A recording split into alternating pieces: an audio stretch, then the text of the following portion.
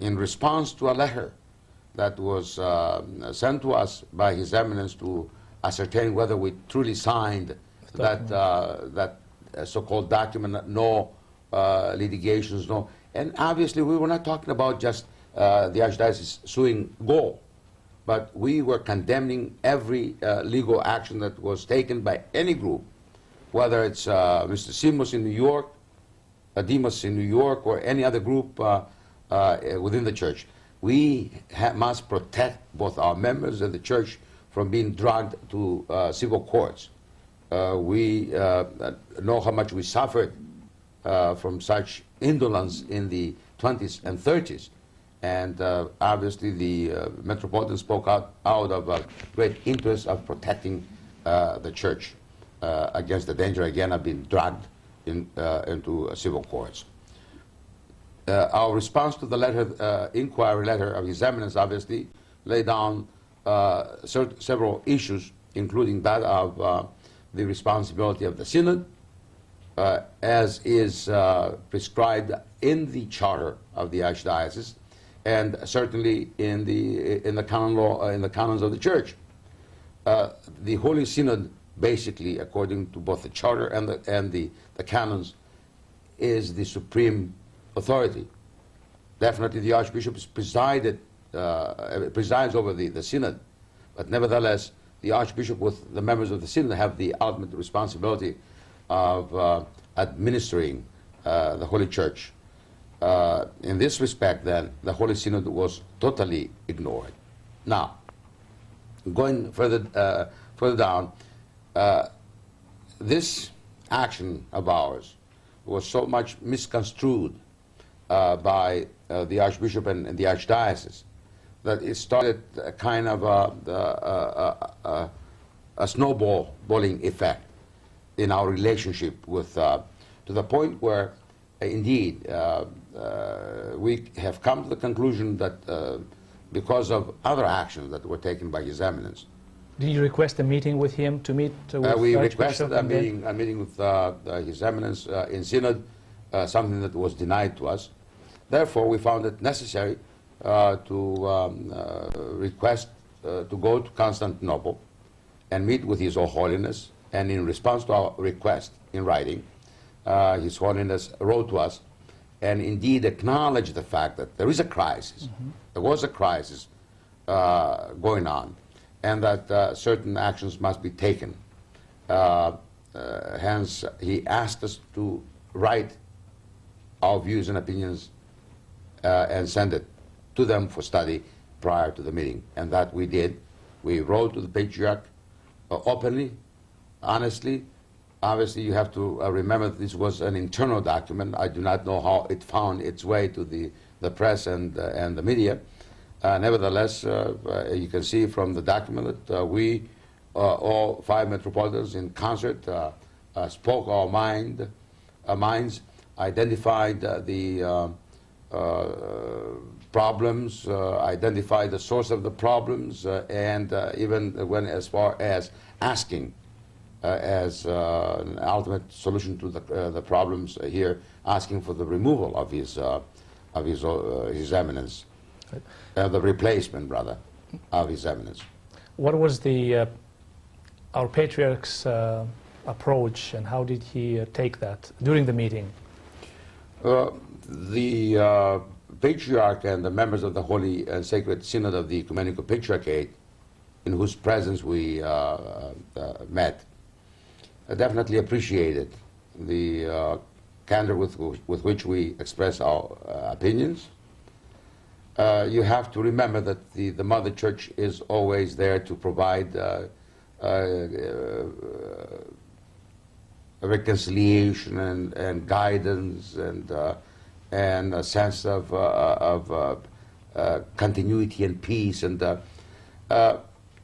even though the Ecumenical Patriarch indeed realized that there is a deeper problem than initially thought, their purpose was to try to reconcile things, and therefore their approach was that of ironic, Iriniki.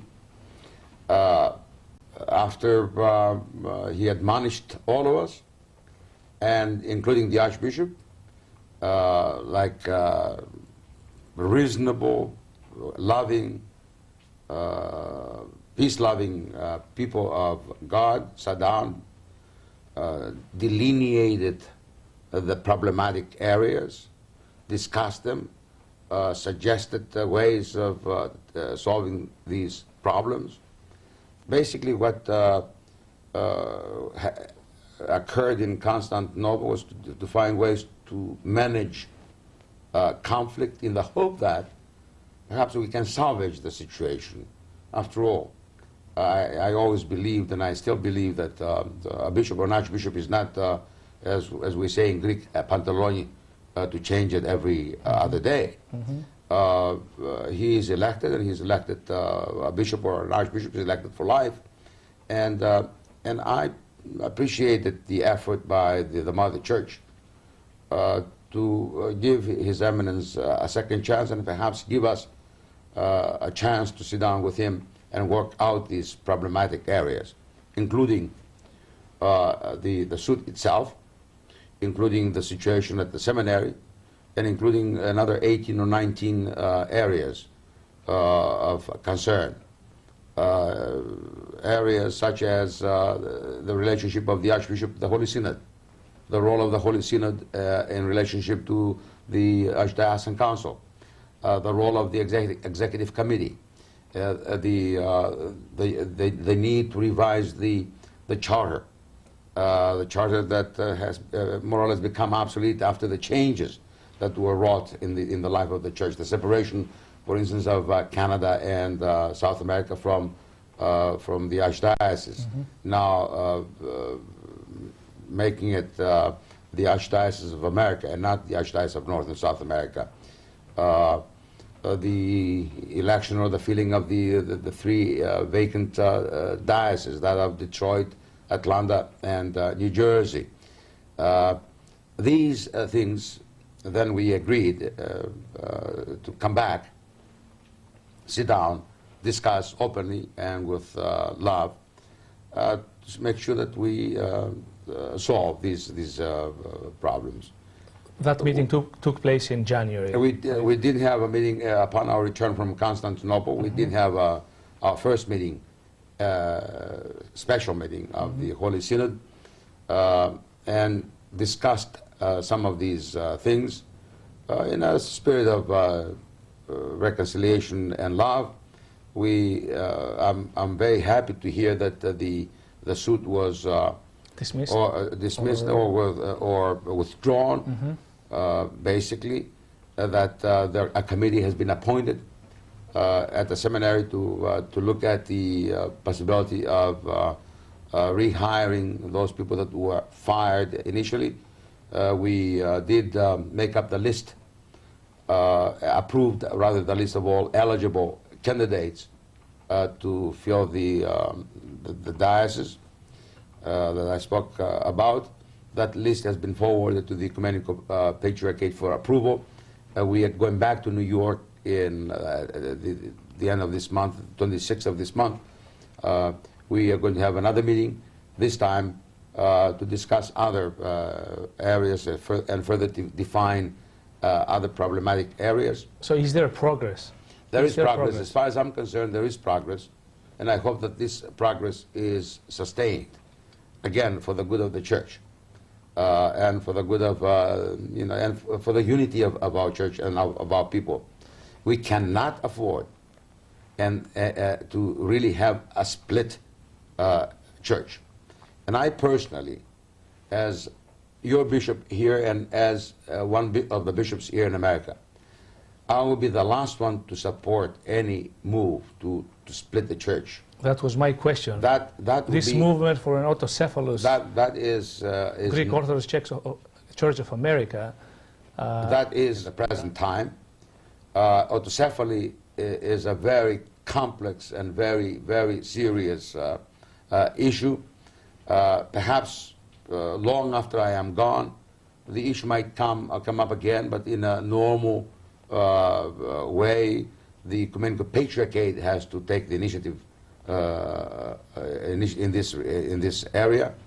The issue is being discussed and will be an item of the so-called Ecumenical Council that will be convened sometime in the future. How soon, I do not know. But the last Ecumenical Council was held in 87, is it? Quite some time. Quite some time ago. So the church moves slowly, and and this issue of the autocephaly of or the solving of the problem of the so-called diaspora will take time. We cannot just raise the issue because we are disappointed with who the Archbishop is or the actions of the Mother Church. The issue will arise, will be raised and will rise in an organic way. At this point, the issue is just irrelevant. And not supported by definitely not supported by any of the bishops, any of the metropolitans. And I'm sure that our beloved priests have no sense of urgency to participate in any of these. There are obviously views that are being expressed, and we have to accept one thing, that this is a free country, and above all, even if this country was not free, we are free people and are free to express our views and opinions on any subject under the sun, including this. Does not mean that we support or we are going to be part of any. St. Paul says that I'm free to do anything that I want, but I'm not going to do the things that are not expedient unto my salvation. And the same thing applies here. I'm free to discuss any subject under the sun, however, know how far I can go in supporting views that are contrary to what the Mother Church or God wants for the Church here in America. I'm going to go back a little bit on our Archbishop Spiridon and his last trip. A few days ago, he went down to Greece, and some of his critics said that, oh, he goes there to get the support of the Greek government, the Greek public, because he's threatened by everybody else in America. Can you comment on that? And also his announcement that if the pressure continues, he may resign. I think he made it on February 16th, Monday. I did not see the statement that he made, but to answer your question about the trip to Greece. It's a trip that has been scheduled a long time ago, and it's traditional that the Archbishop up to here, the Archbishop of the Greek Orthodox Archdiocese of North and South America, went to Greece, kind of a εθιμοτυπικό ταξίδι. His Eminence was invited to visit Greece the first day of his enthronement by the Greek ambassador who conveyed the invitation of the Greek government to go to Greece, and the trip was postponed because of the different problems that the Archbishop faced all these months. However, he felt the need to accept the invitation after the trip to Constantinople and the perception that things improved, and I'm glad that he went to Greece. We need to strengthen our ties with the Mother Church.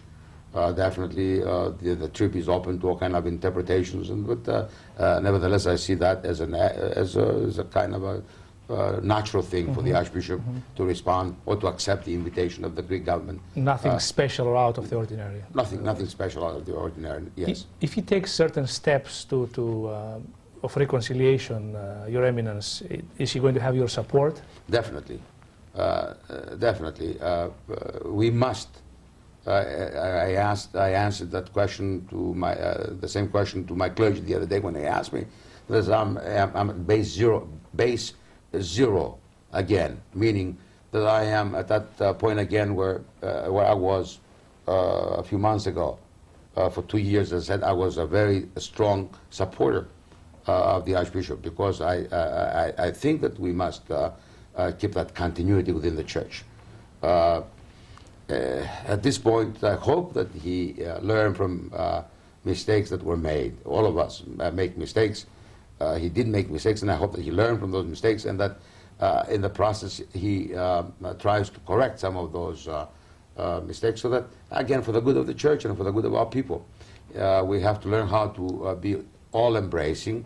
There are no enemies here, enemies and friends. All of our people are our friends. As a matter of fact, all of our people are placed in our charge by God to take care of them. We should not then separate them into supporters and enemies. All of, including the people of Gaul. I know every one of them.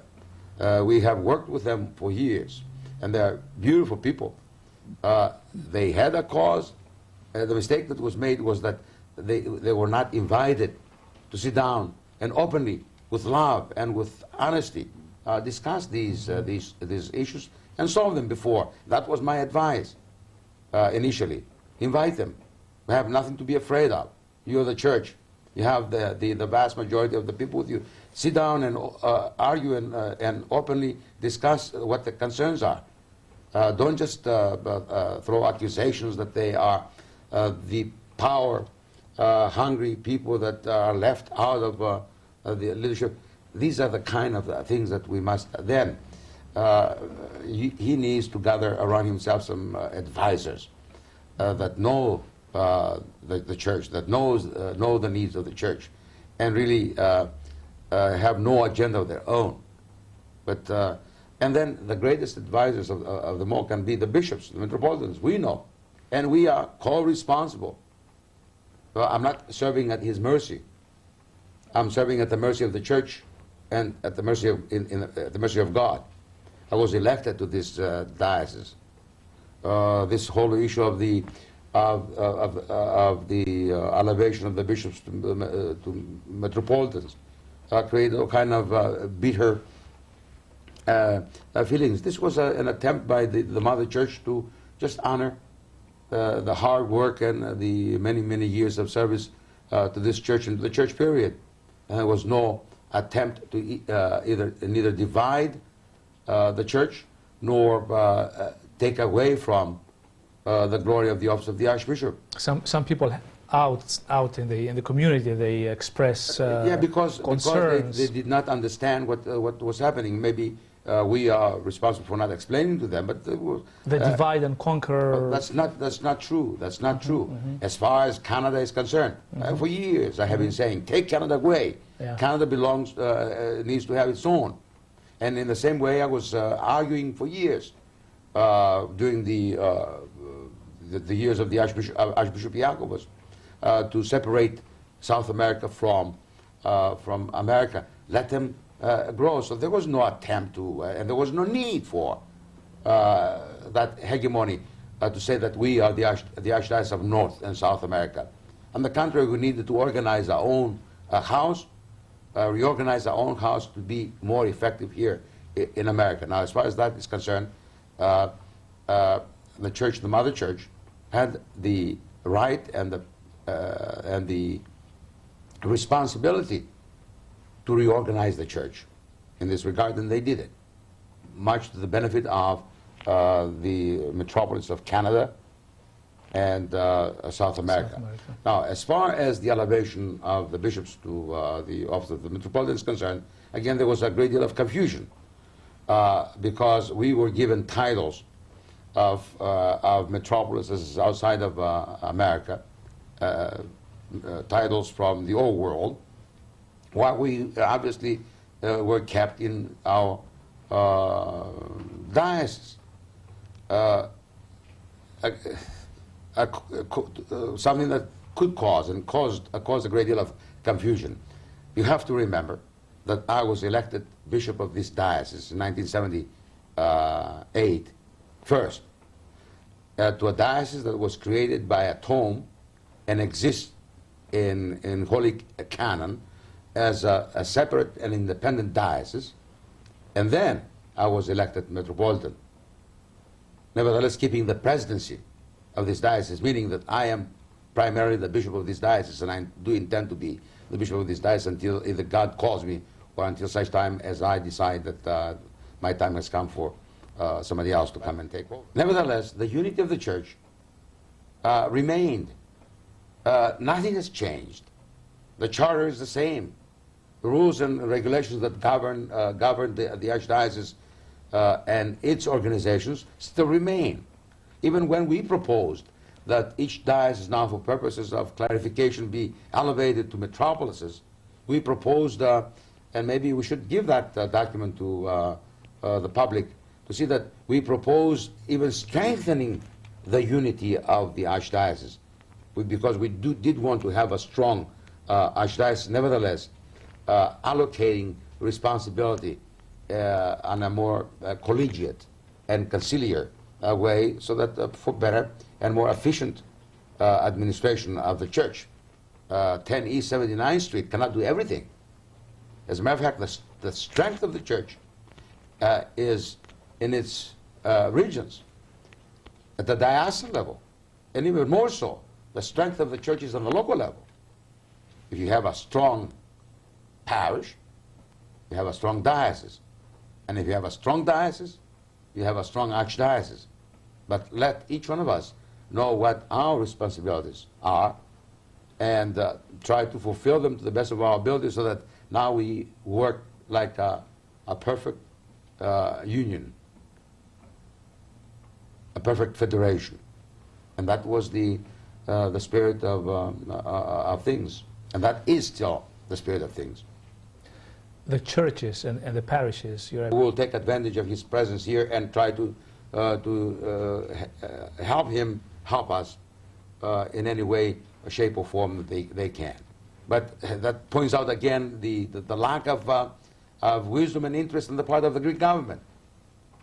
They think that just by sending him here and paying his expenses, they will, thank God that we are here to offer him the assistance that he needs. That's great. Your Eminence, in a few days, we're going to celebrate the 25th of March, another anniversary. And there is plans by the United Hellenic American Societies for a gathering, parade, downtown San Francisco, weather permitting. And tell us, we're hoping to see you there. And I definitely intend to, first of all, assist the organizing committee and the leadership of Omospondia to organize perhaps the best celebration of Greek Independence Day. I already have had several discussions with Mr. Ted Laliotis regarding the Consul General of Greece, Mr. Taxiarchis Christopoulos. And we hope that indeed this year's celebration will be organized properly with the participation of every organization, every parish, and every dance group be of great magnitude, provided the weather helps us again, and that we're devoid of any misunderstandings or problems as we had in the past. For, again, March 25th is our national day, and we should not use it in any way, shape, or form. And I say we. Nobody has the right to use it to divide our people and to divide the church. So, yes, I look forward to working with everyone involved in this undertaking to make sure that we do have a most successful celebration, including the religious aspects of it, and including the cultural and other aspects of the parade and the celebration after the parade. Great. Your Eminence, thank you. And I urge, of course, everyone to participate this year. Let us gather thousands of people at the cathedral where the doxology is going to take place, and where the ekkinisi, the parade will start and go towards the Civic Center of San Francisco. Well, Your Eminence, thank you very much for taking the time to answer the question.